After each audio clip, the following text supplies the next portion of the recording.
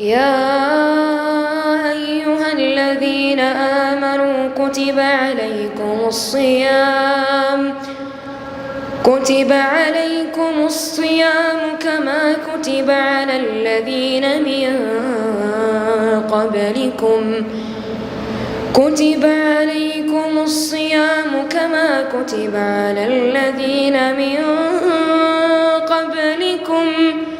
لعلكم تتقون. بسم الله الرحمن الرحيم. الحمد لله رب العالمين، والصلاة والسلام على أشرف الأنبياء والمرسلين نبينا محمد وعلى آله وصحبه وسلم تسليما كثيرا، وبعد. سلام الله عليكم ورحمته وبركاته. أحبتي في الله، إلهي سبحانه وتعالى وحيابه من أول نمعي وحكمده بشهر رمضان وأهبل آذي قيمة بدن وأهبل بركات له ونفحات له وبشي دنبي دافكا وبشي نحاريستا وبشي نارتا laga xoreynaya adoomo fara badan oo Ilaahay subhanahu wa ta'ala oo ka badbaadinayay cadaabkiisa. Marka bishan walaalayaal waa bishii daacaadka laga sahay qaadanay. Waxaa jira mawaasim laga sahay qaato khayraadka iyo daacaadka. Marka mawaasimta waxaa kamid ah oo waliba ugu sii mudan bisha Ramadaan. Haddaba walaalayaal bishii Ramadaan badankeedii wuu tagay. Waxaa hadda inagu soo food leh oo ina soo haya 10kii u dambeeyay ee bisha Ramadaan. Waa 10ka maalmood ee ugu fadli badan runtii bisha Ramadaan gabi ahaanba. Walidaalika nabigeena calayhi salaatu wasalaam wuu dadaali jiray bisha Ramadaan oo idil oo suusan bilaha kale u dadaalin ayuu u dadaali jiray, cibaadaadka u dadaali jiray. 10ka dambana dadaal dheeraad ah ayuu ku sii bixin jiray. waxay leedahay Aisha radiyallahu ta'ala anha كان رسول الله صلى الله عليه وسلم إذا دخل العشر أحيا ليله وأيقظ أهله وجد وشد المئزر. رواه مسلم. وحيث النبي عليه الصلاة والسلام وحوها هدي 10ka dambe ay soo galaan mid habeenkii sanooleeya, bimacnaa habeenkii ayuu qiyaam leelka u kici jiray oo uu tukan jiray intiisa badan, ehelkiisana wuu toosin jiray, wuuna dadaali jiray. وشد المئزر بمعنى وحكودا جنتي أيو أتكيسن شريو كناية عن اعتزال النساء بين العلماء، معناها الدمرك يحاسسك أيو اسكيف وان شري ما دام النبي عليه الصلاة والسلام وطبعا كادم باعتكاف شري. هذا أول ليال هلك وحكم وقته النبي عليه الصلاة والسلام إنه اعتكاف شري طبعا كادم به أو مسجدك كحرون شري oo u go'i jiray cibaadada Rabbi subhanahu wa ta'ala. waxaan isweydiinaynaa nabiga calayhi salaatu wasalaam hawlo badan baa u yaalay. wuxuu ahaa nabigii ummadda loo soo diray, wuxuu ahaa hogaamiyihii ummadda, wuxuu ahaa macallinkii ummadda, wuxuu ahaa muftigii ummadda, wuxuu ahaa murabbigii ummadda. xaasas fara badanna wuu lahaa. hawlo badan baa nabiga calayhi salaatu wasalaam intuu u yaalay. sidee ku dhacday nabiga calayhi salaatu wasalaam inuu u go'ay cibaadada Rabbi subhanahu wa ta'ala 10ka dambe? waxaan leenahay taasi waxay tusaale inoogu tahay inaga oo ummadiisa ah inaan kaga dayano. maxaa yeelay qof kasta inaga naga mid ah hawl buu leeyahay, laakiin ma jiro qof leh hawsha nabiga calayhi salaatu wasalaam oo kale. nabiga calayhi salaatu wasalaam baa qof kasta ka hawl badnaa oo ka mas'uuliyad badnaa. ومع ذلك hawlihiisa dhan intuu ka dhaxbaxo adduunyo dhan ka dhaxbaxo ayuu u go'i jiray 10ka dambe cibaadada Rabbi subhanahu wa ta'ala, asagoo ogsoon qiimaha iyo qadarka iyo fadliga ay leedahay cibaadada maalmahan la cibaadeysto. 10ka dambe walaalayaal la mid ma aha inta kale ee Ramadaan, waayo waxaaba ku jira habeenkii ugu qiimo badnaa habeenada. waa habeenkii Ilaahay subhanahu wa ta'ala uu nagu manaystay, waa laylatul qadr. خير من 1000 شهر بالله. waxay ka khayr badan tahay 1000 bilood ayay ka khayr badan tahay. bimacna halka habeen oo la cibaadeysto waxay ka khayr badan tahay cibaadada 1000 bilood la cibaadeysto. Allahu akbar. waa markii aan u bedelo sanawaadka iyo bilaha 83 sano iyo 4 bilood wax ka badan way.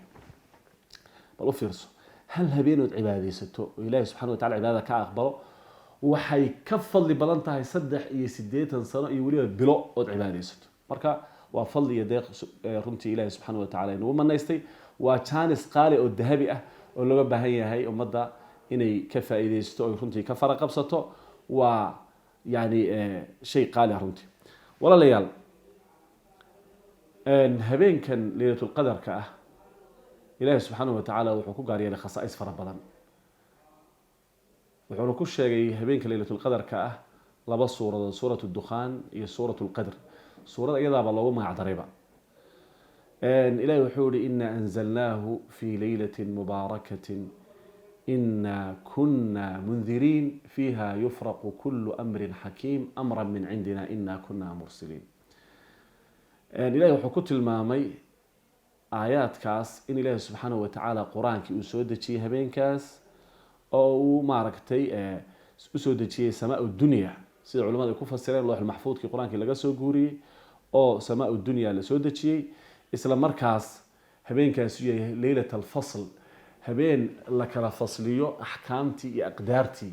culamadu waxay dhaheen yani wixii ku qoraa looxul maxfuudka ee qadarka sanadka dhacayo idil, ama ha ahaado arsaaq ama ha ahaado ahjaashi iyo wixii ku saabsan qofkii noolaan lahaa iyo qofkii dhalanayay iyo qofkii dhimanayay iyo wax alla wixii sanadka dhacaya ee qadar ah khayr iyo sharba ayaa habeenkaas la xukumaya oo laga soo naqlinaya looxul maxfuudka oo waxa weeye lagu wareejinaya malaa'igtii kaatibiinta ahaa. taasi waa khasiiso ka mid ah khasaa'ista laylatul qadriga ah. waxaa ka mid ah khasaa'istaas ay leedahay in ilaahay subxaanahu wa tacaala qur-aankii uu soo dejiyey habeenkaas ayaa ka mid ah. waxaa kaloo ka mid ah in ilaahay subxaanahu wa tacaala habeenkaa uu weyneeyey uu yihi ina anzalnaahu fi laylati alqadr wamaa adraaka maa laylatu lqadr. yani maadaas waxa wey waa istifhaamiyo tafkhiim bay faa'idaynaysa, macnaha waa la weyninaya. wamaa adraaka, nabigow maxaa ku ogeysiiyey habeenka laylatul qadriga wuxuu yahay? macnaha waa habeen aada u weyn oo aada u sharaf badan oo qiimihiisa iyo qadarkiisa ilaa agtiisa u weyn yahay. haddana ilahi wuxuu yihi laylatu lqadri khayru min 1000 shahr. tanna waa khasiiso kale oo ilaahi subxaanahu wa tacala laylatul qadri ku gaar yeelay inay ka khayr badan tahay 1000 bilood. khasaa'ista waxaa ka mid ah inay malaa'igtu soo degayso habeenkaas oo waxa weeye ay salaamayaan mu'miniinta tukanaya ee cibaadaysanaya, isla markaana ay axwaashooda la soconayaan. oo waxa weeye malaa'igtuna markay soo degaysa dabcan khayr iyo barako umay la soo degaysa iyo raxmad ilaahay xaggiisa ka ahaatay. addoon kasta oo mu'min ah mu'minada oo cibaadaysanayana waxa weeye way salaamayaan si culimadu tilmaameen. tanazzalu almalaa'ikatu waruuxu fiiha biidni rabbihim salaamun hiya xataa matlac alfajr. marka ilaahi subxaana wa tacaala khasaa'is kale wuxuu ku tilmaamay inay tahay habeen salaam oo nabadgelye ah oo haba yaraatee wax yani cabsi aysan jirin. waxaa ka mid ah in habeenkaasi ilaahi subxaanahu wa tacaala ku gaar yeelay inuu dad aada u tiro badan uu naarta ka xoreynayo. khatar ka weyna ma jirto cadaabka ilaahi subxaanahu wa tacaala. wax laga cabsado waxa ugu daran waa cadaabka ilaahi. marka ilaahi subxaanahu wa tacaala addoomihiisa wuxuu ka nabadgelinaya dadka mu'miniinta ee mutaystay arrinkan ama fadiiladan inuu ilaahi subxaanahu wa tacaala ka badbaadinayo kana xoreynayo naartii jahannam. ilahi hanaga mid dhigo kuwa naarta laga xoreynayo. waxaa ka mid ah fadliga habeenkaas in ilaahi subxaanahu wa tacaala uu ku soo dejiyo suuradan suuratu lqadr oo ah suurad la akhrinayo ilaa qiyaami saaca. intaa markaan kaga baxano fadliga laylatul qadarka, nabigeena calayhi salaatu wasalaam habeenkaas wuxuu ku tilmaamay in ilaahay subxaanahu wa tacaala u dembi dhaafayo qof kasta oo mu'min ah oo iimaanan waxtisaaban habeenkaa u cibaadaysta. man qaama laylata alqadri iimaanan waxtisaaban gufira lahu ma taqadama min danbihi wa nabigu calayhi salaatu wasalaam. yani qofkii habeenka laylatul qadriga ah qiyaam la yimaada oo tukada oo cibaadaysta dembigiisa oo idil waa loo dhaafayaa buu nabigu calayhi salaam. ma taqadama min macna dembigiisii tago idil ilaahay wuu u dhaafaya. marka runtii waa fadli iyo waxa weeye nicmo ilaahay subxaanahu wa tacaala inoogu deeqay. walaalayaal habeenka laylatul qadriga ah xagee buu ku jiraa? waa habeenkee wax yar baan taa ka tilmaamaynaa horta tobanka dambe ku jira laylatul qadrigu waxaana uu u sii badan yahay sida axaadiid fara badan nabiga alayhi salaam ka soo aroortay noo tilmaamayso layaali alwitr habeenada witrka ah habeenka 21 23 25 27 iyo 29 habeenadaas ayuu maaragtay maluhu u sii xoogan yahay inay ku jirto waliba habeenka 27 habeenkaasay culimada badankood jumhuurul ulama ay rajaxeen inuu laylatul qadri u badan yahay inuu yahay laakiin lama hubo lamana jazmin karo walidalik baa looga baahan yahay qof kasta oo muslim ah inuu tobanka dambe dadaalo yani daacadkiisa iyo dadaalkiisa uu ku dhameystiro tobanka dambe uusan kala qaadin sidaas buu qofkii ku haleeli karaa laylatul qadri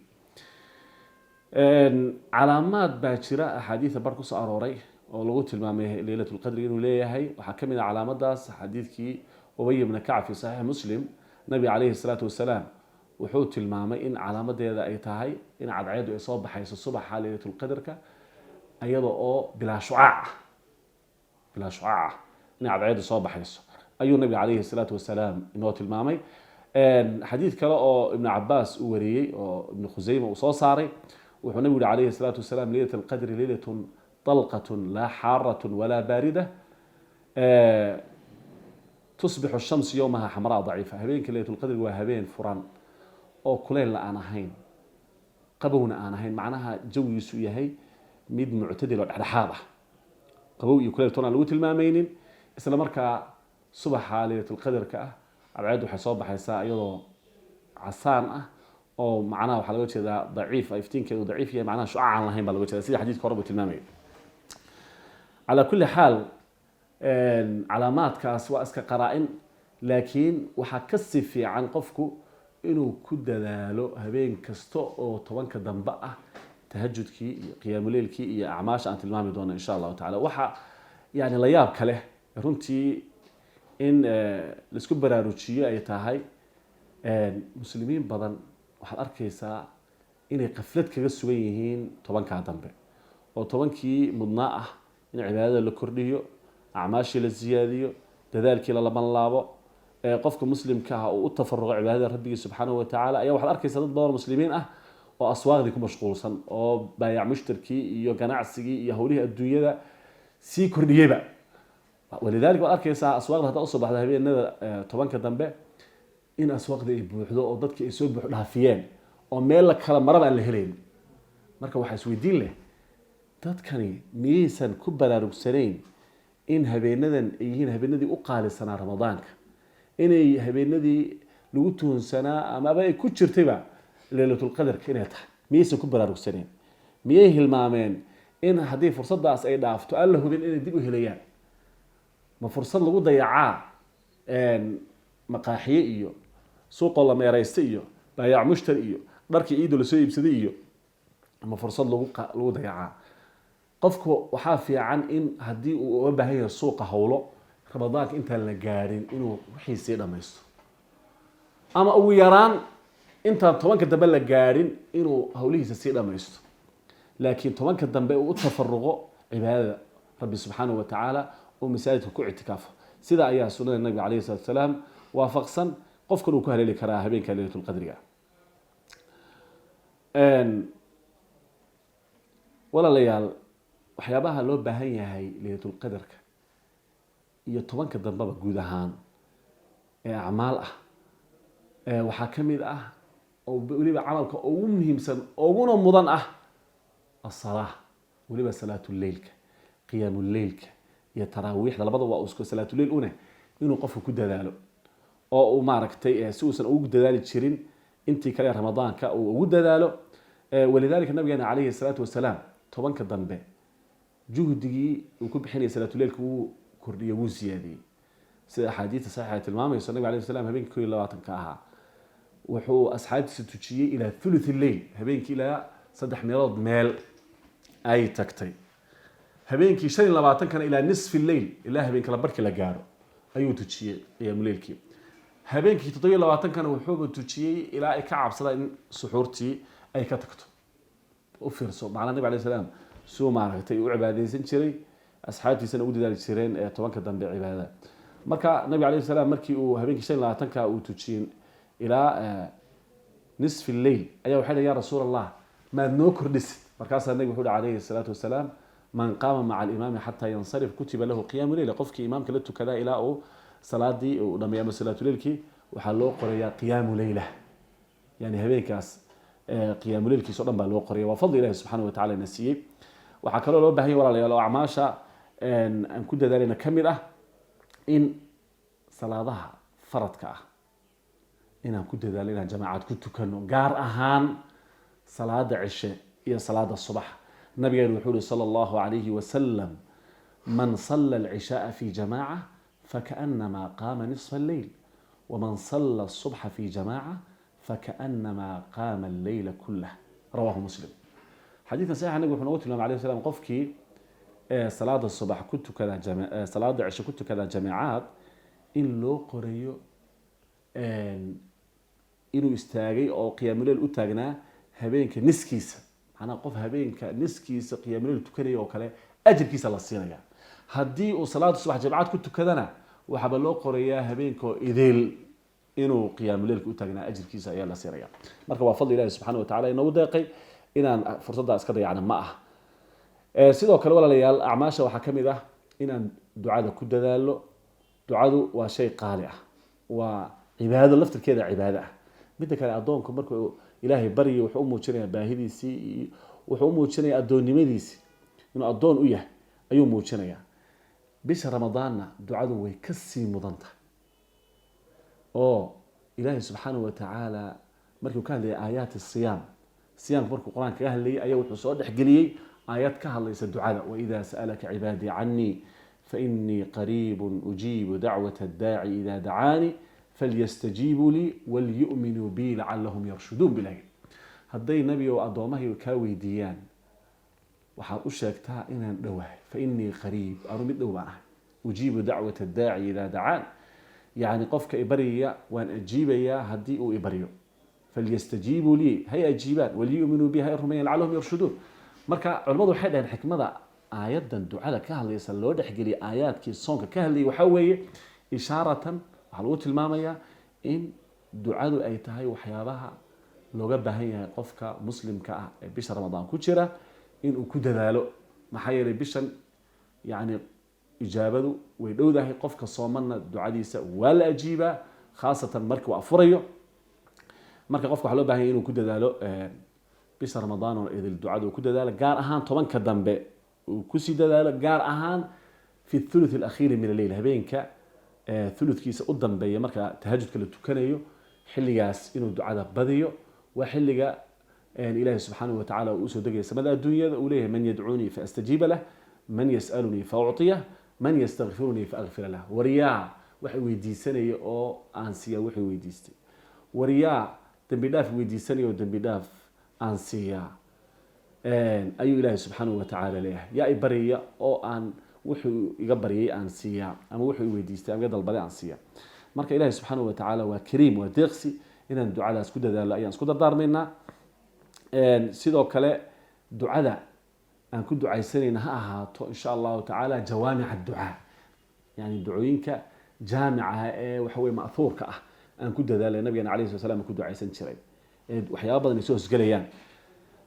caaisha radiyallahu tacaala canha waxay noo tilmaamtay nabigeena calayhi salaatu wasalaam inuu ku ducaysan jiray ducooyinka jaamica ah ducooyin kale iska dayn jiray.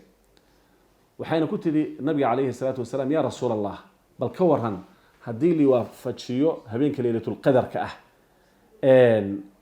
maxaan ku ducaystaa bay tiri. markaasaa nabigu wuxuu calayhi salaatu wasalaam waxaa dhahdaa allahuma inaka cafuwun tuxibu alcafwa facfu canii. ilaahay waxaa tahay rabbi cafis badan oo cafiga jecel ee cafi. sidaa ku ducaysa ayuu nabigu yihi calayhi salaatu wasalaam. marka innagana waxaa loo bahan yahay ducadaas inaan badino hadduu alla idmo.